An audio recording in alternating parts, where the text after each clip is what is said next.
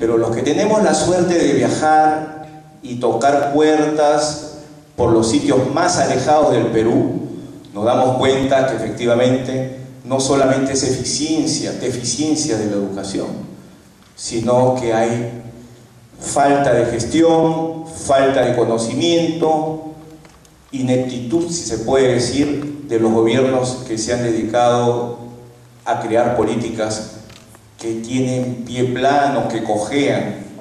Y todo es algo que está prácticamente compuesto con participación de todo el aparato público. Porque cuando yo veo el fondo temático que nos han programado para el día de hoy, justamente toca temas que son importantes y que están asociados a todo el problema de la educación de nuestro país, el tema de la corrupción.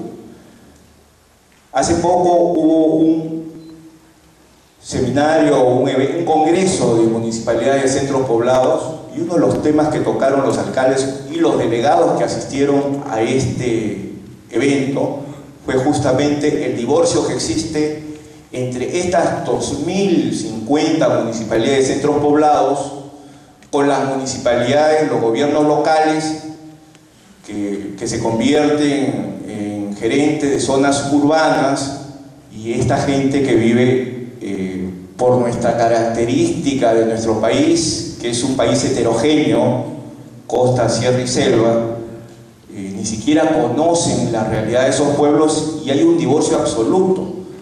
Y para hablar de solucionar la educación, para hablar de solucionar la pobreza, tenemos que bajar al espíritu de todos los planes de gobierno que se han creado en los últimos 20 años, que están asociados entre sí. Por ejemplo, hablamos de una descentralización, que la verdad, con la Constitución de 1993 podemos ver que se trata de una constitución centralista. No queda otra explicación.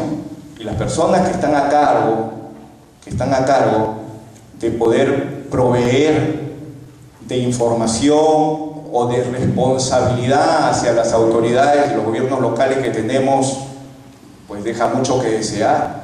Porque ¿cómo podemos tener un Estado que su rol es promotor, moderno, en esta política, controlar, ver de cerca lo que es un control real del gasto público, y se gasta y se gasta y se gasta, llegamos a un 80% del gasto del presupuesto nacional, y vemos que es solamente gasto público, y no tenemos una buena administración en gasto público?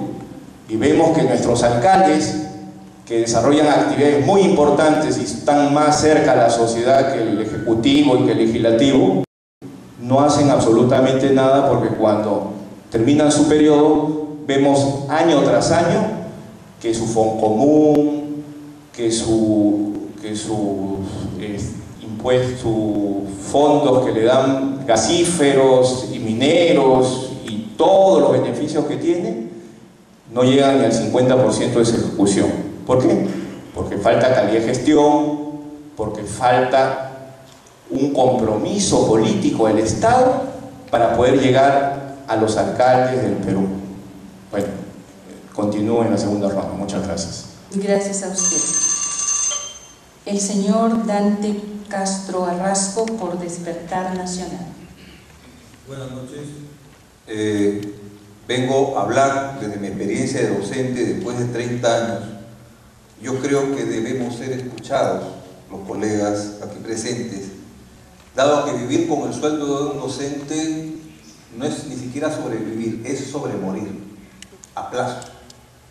Y durante gobiernos y gobiernos, y ministerios, que han tratado incluso de liquidar a nuestro glorioso sindicato único de trabajadores de la educación peruana, no lo han podido hacer, lo han intentado requebrajar, pero ninguno se ha dedicado a dignificar la vida del docente. Nosotros en Despertar Nacional tenemos una política abierta hacia la reforma de la educación, y una reforma que agarre a profundidad diferentes temas que tienen que ver con la agenda de hoy. Hablamos de la corrupción, está en la agenda. Y no hay nada más corrupto que la educación. En el Perú todo el sistema educativo está corrupto. La evaluación docente hecha en mérito, digamos, valga la redundancia, a un eufemismo retórico llamado meritocracia, que siempre nos dicen que los docentes estamos por debajo de los niveles de meritocrático. La evaluación docente, las pruebas de evaluación docente se venden a 4.000 soles. Los ingresos a los colegios, la colocación al docente se le vende. Y a veces se le canjea por el primer sueldo para que el director engorde sus bolsillos. Entonces, la educación también padece de corrupción en el Perú, además de falta de presupuesto.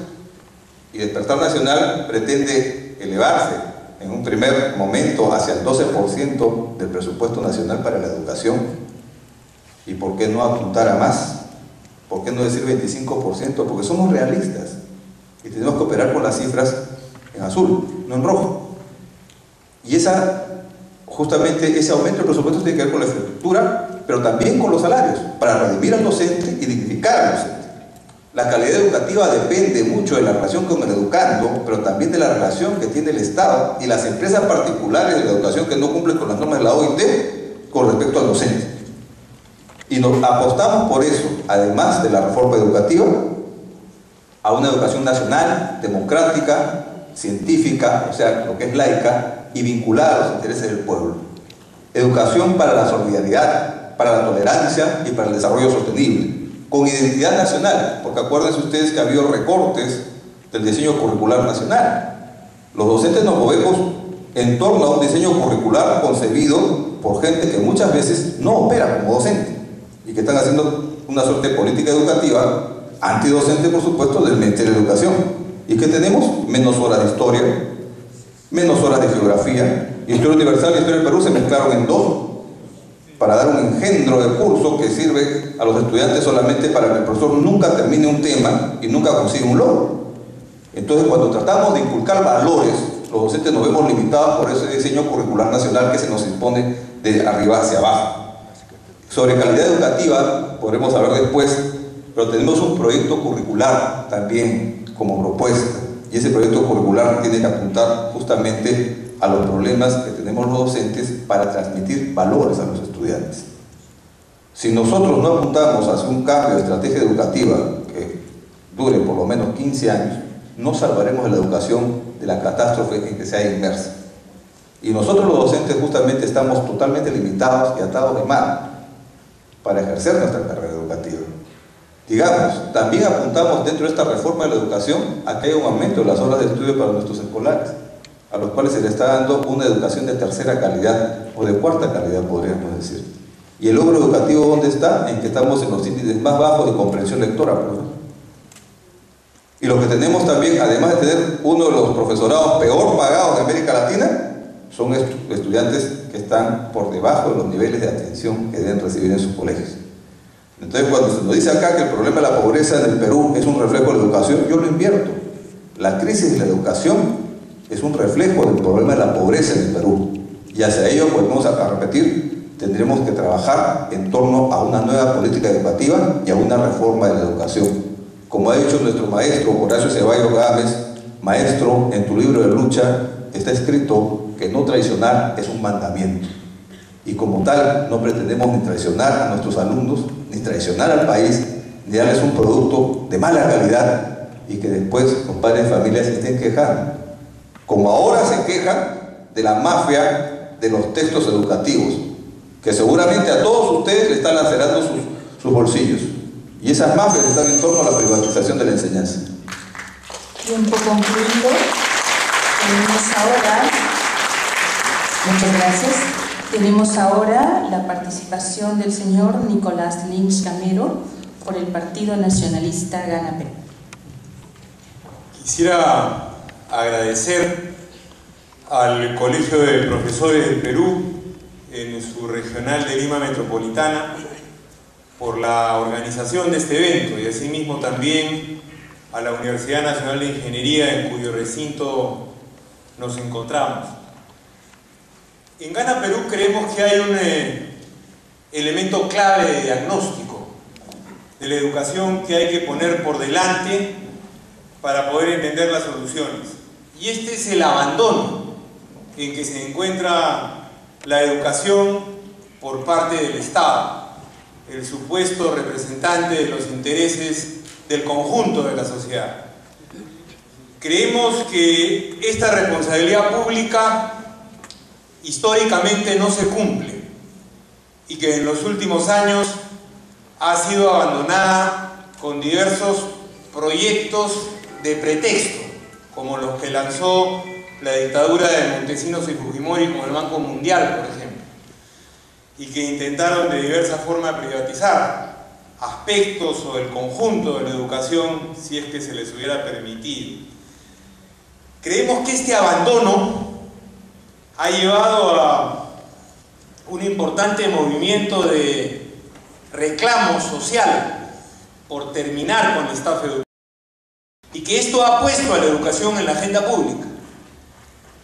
Sin embargo, el abandono nos trae una brecha entre lo que no hacen los políticos y lo que reclama la sociedad, que es terminar, repito, con la tragedia educativa que vivimos.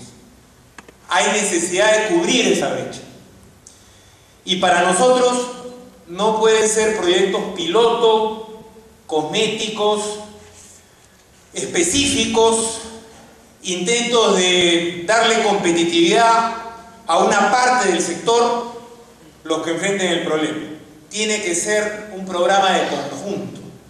Y un programa de conjunto que se entiende dentro del programa de la gran transformación que plantea Ollanta Humala y Gana Perú. O sea, una profunda renovación política con una nueva constitución, una economía nacional de mercado que nos dé los recursos, con reforma tributaria incluida, políticas sociales universales y gratuitas de calidad en educación, salud, pensiones, y no los remedios que tenemos a través de la continuación de las políticas de emergencia, que lo que hacen es ponernos por delante una maniobra más del Estado por huir a sus deberes básicos. Asumimos en ese sentido el proyecto educativo nacional, que creemos es el gran proyecto al que expertos de diverso origen llegan como consenso del año 2005 y que derrota al abandono y derrota también este pretexto de la dictadura fujimorista y montesinista en los 90s de privatizar parcial y si la dejaban totalmente la educación. El proyecto educativo nacional, que lo asumen Toledo y García como político oficial, pero que rápidamente lo ponen en el cajón de los recuerdos, creemos que es el punto de partida y nos comprometemos a partir del 28 de julio del 2011 a aplicarlo, a ponerlo en actividad. Creemos asimismo que la prueba de amor de la política por la educación tiene que ser un presupuesto adecuado y que esto es cumplir con lo que el Acuerdo Nacional señaló del año 2006, de pasar del 3 al 6% del PBI como proyecto educativo. Y discrepamos aquí de otros que hablan de presupuesto, porque en el presupuesto sabemos cómo la burocracia perversa del MEF manosea los presupuestos y nos presenta cualquier cosa como presupuesto. Por eso hablamos de Producto Bruto Interno, de riqueza nacional, para poder tener un referente claro y no una trampa de la burocracia acunada por los organismos internacionales. Y al mismo tiempo creemos que debemos ser responsables y decir de dónde vamos a sacar la plata. Y ello no es otra cosa que una reforma tributaria democrática, donde paguen más los ricos y no los pobres, como sucede en la actualidad. Desarrollaré esto en la próxima intervención. Muchísimas gracias, señor Luis. Hemos concluido esta primera ronda. Vamos a pasar entonces a la siguiente para que los señores panelistas pudieran tener la posibilidad de ampliar la propuesta o hacer réplica a las intervenciones antes señaladas.